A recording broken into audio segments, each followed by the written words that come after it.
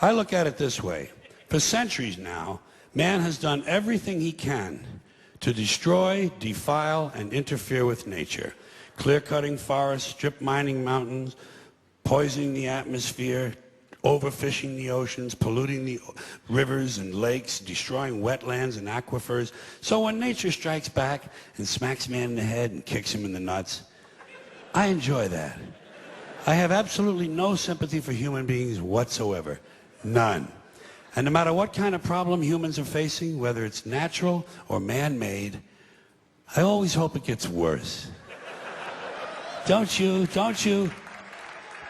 have a part of you that secretly hopes everything gets worse? When you see a big fire on TV, don't you hope it spreads? Don't you hope it gets completely out of control and burns down 6 counties? You don't root for the firemen, do you? I mean, I don't want them to get hurt or nothing, but I don't want them putting out my fire. That's my fire. That's nature showing off and having fun. I like fires. You know something else I like? Those spring floods in the Midwest. Aren't they great? Like clockwork. Spring floods in the Midwest. But I'm starting to notice, I'm starting to catch on, that every year it's the same story. Another flood in the same place with the same people on the same river. Same fucking people!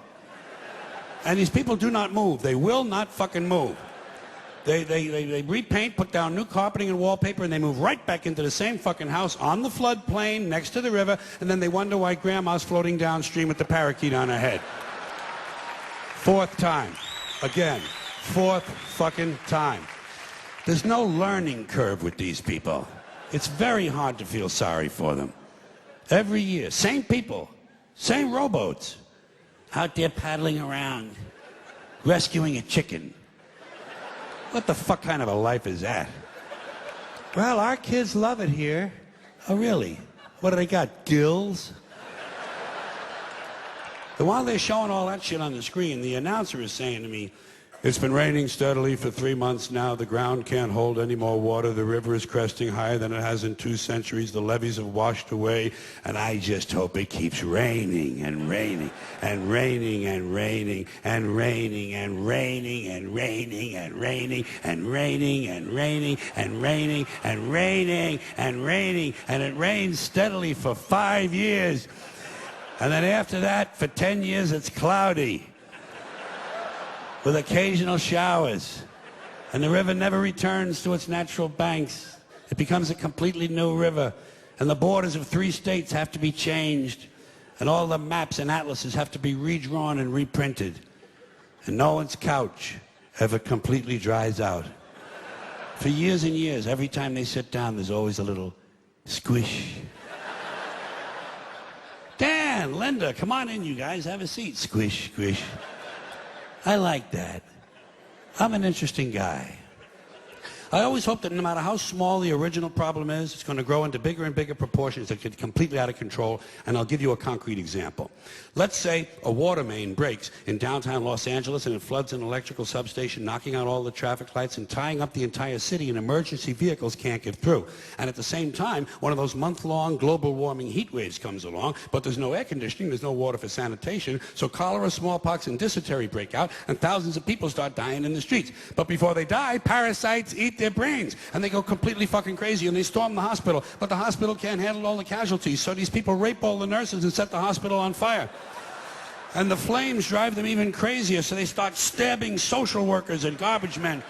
And a big wind comes along and the entire city goes up in flames, and the people who are still healthy, they get mad at the sick people, and they start crucifying them, nailing them to crosses, trying on their underwear, shit like that. Then everybody smokes crack and PCP, and they march on City Hall where they burn the mayor at the stake, strangle his wife, and take turns sodomizing the statue of Larry Flint. And at this point, it looks like pretty soon things are going to start to get out of control. So everybody panics and tries to leave the city at the same time. And they trample each other to death in the streets by the thousands, and wild dogs eat their corpses. And the wild dogs chase the rest of the people down the highway, and one by one the dogs pick off the old fucks and the slow people because they're in the fast lane where they don't belong. Get the fuck out of the fast lane if you're an old fuck, if you're a slow fuck. Get over on the right. Get over on the right. And then And the lucky ones, the lucky people who manage to make it all the way outside of town, they discover when they get there that big sparks from the city have lit the suburbs on fire. And the suburbs burn uncontrollably. And thousands of identical homes have identical fires with identical smoke, killing all the identical soccer moms and their identical kids named Jason and Jennifer. And now the fire spreads to the farmlands, and the farmlands burn intensely at 425 degrees, creating millions of baked potatoes. And as the farmlands burn, thousands of barns and farmhouses begin to explode from all the hidden methamphetamine labs. And the meth chemicals run downhill into the rivers and streams where wild animals drink the water and get completely geeked on speed. So bears and wolves, amped up on crank, start roaming the countryside looking for people to eat, even though they're not really hungry. And the fire spreads to the forest, and the forests burn furiously, and hundreds of elves and trolls and fairies come running out of the woods screaming, Bambi is dead, Bambi is dead. And he is, finally that fucking little cunt Bambi is dead. Dead. Now hundreds of regional fires come together into one huge interstate inferno, and all 12 of the western United States are burning out of control, except Utah, where the Mormons don't allow fires. And the fire spreads across the Great Plains, toasting the wheat, cooking the cattle, and producing hamburgers, actually.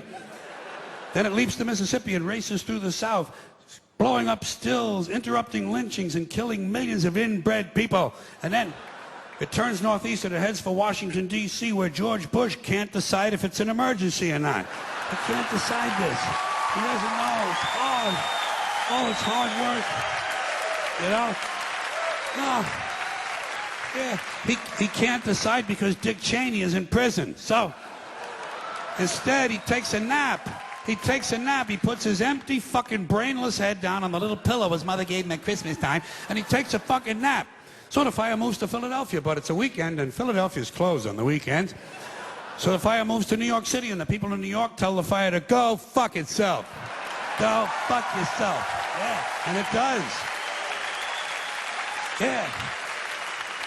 And it does. So instead, it burns down Long Island and Connecticut, killing all the rich white assholes and completely destroying their evil faggoty golf courses.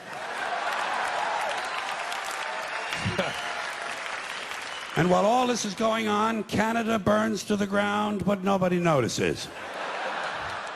And now the entire North American continent is on fire, producing a huge thermal updraft and creating an incendiary cyclonic macro system that forms a hemispheric megastorm, breaking down the molecular structure of the atmosphere and actually changing the laws of nature. Fire and water combine. Burning clouds of flaming rain fall upward. Gamma rays and solar winds ignite the ionosphere, creating huge clouds of ionized plasma. Bolts of lightning 20 million miles long begin shooting out of the North Pole, and the sky fills up with green shit.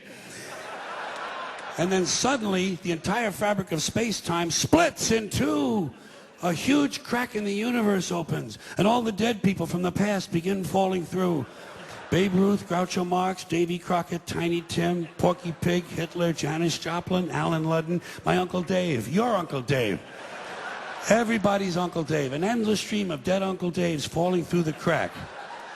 And all the dead Uncle Daves gather around a heavenly kitchen table. They light up cigarettes and they begin to talk. They talk about how they never got a break, how their parents didn't love them and their children were ungrateful. They talk about how the government screwed them out of money and they just missed out on a big job. They say the Jews own everything and the blacks get special treatment. And all the hatred and bitterness drips out of these people and forms a big pool of liquid hate. And the pool of liquid hate begins to spin. Round and round it spins, faster and faster. And the faster it spins, the bigger it gets. Faster and faster, bigger and bigger, until the whirling pool of hate is bigger than the entire universe. And then suddenly it explodes into trillions of tiny stars. And every star has a trillion planets. And every planet has a trillion Uncle Daves. And all the Uncle Daves have good jobs, perfect eyesight, and shoes that fit. They have great sex lives and free health care. They understand the internet. Their kids think they're cool, and they all love their neighbors. And every week, without fail, Uncle Dave wins the lottery. Forever and ever, till the end of time, every single Uncle Dave has a winning ticket. And Uncle Dave is finally happy.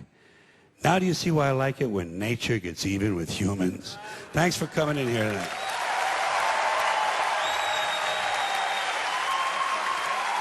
Thank you. See you later.